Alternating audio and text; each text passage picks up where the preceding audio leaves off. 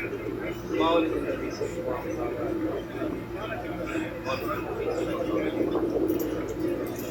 مولد النبی صلی اللہ علیہ وسلم، قل بفضل اللہ وبرحمتہ فبذلک فلیفرحوا، مولد النبی صلی اللہ علیہ وسلم، مولد النبی صلی اللہ علیہ وسلم۔ السلام علیکم ورحمۃ اللہ وبرکاتہ۔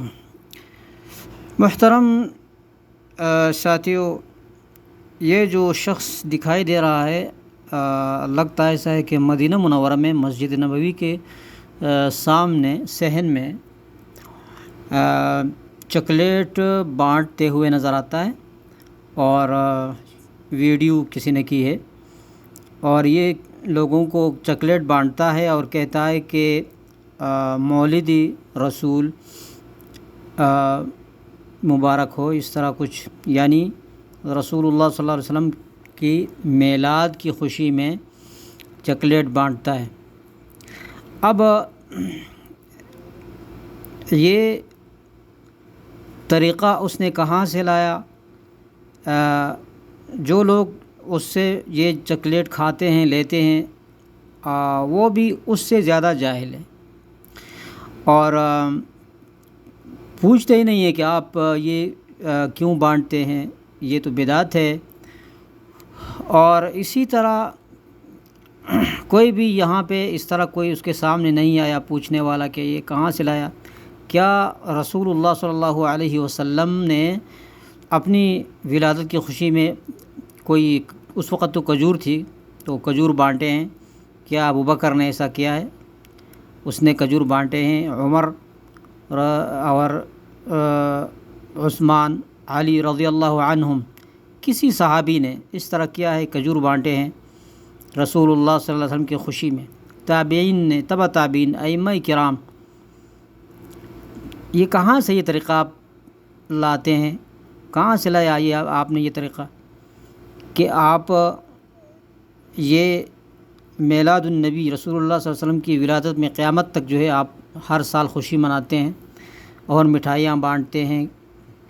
تو اس کو کہتے ہیں بدعت، اور وہ پھر وہ مدینہ منورہ میں، اور پھر وہ رسول اللہ صلی اللہ علیہ وسلم کے بالکل مسجد کے سامنے اور صحن میں، حالانکہ رسول اللہ صلی اللہ علیہ وسلم نے مدینہ کے بارے میں کیا کہا ہے کہ المدینۃ حرم، مدینہ حرم ہے، من کذا و کذا، فلاں جگہ سے فلاں جگہ تک یہ حرم ہے، لا يقطع شجرها ولا يحدث فيها حدث، اس کا جو درخت ہے وہ نہیں کاٹا جاتا، اور اس میں بدعت بھی ایجاد نہیں کی جاتی۔ من احدث حدثا، ایک روایت میں ہے کہ من احدث فیہا، ایک روایت میں ہے کہ من او آوى محدثا، جس نے اس میں کوئی بدعت ایجاد کی، نیا کام ایجاد کیا، بدعت ایجاد کی، یا ایک مبتدع بدعتی کو جگہ دی، پناہ دی، فعلیہ لعنۃ اللہ والملائکۃ والناس اجمعین، اس پر اللہ اور فرشتوں اور سارے لوگوں کی لعنت ہے۔ ایک روایت میں یہ بھی ہے کہ لا يقبل منہ صرف ولا عدل، اس کی کوئی عبادت قبول نہیں ہے، نہ فرض نہ نفل، کچھ بھی نہیں۔ تو یہ اس صاحب کے لیے آپ سوچیں کہ کس طرح وہ جو ہے بدعت کر رہا ہے مسجد نبوی میں بیٹھ کر، اور وہ سب کی طرف سے لعنت کے مستحق ٹھہرے ہیں۔ تو جو لوگ اس کو دیکھ رہے ہیں، فالو کر رہے ہیں، اور جو اس سے یہ جو چاکلیٹ ہے پتہ نہیں کیا ہے لے رہے ہیں بغیر تحقیق کے، ان کو سوچنا چاہیے کہ ہم کیا کر رہے ہیں، کس سمت میں جا رہے ہیں، ہم کہاں ہیں۔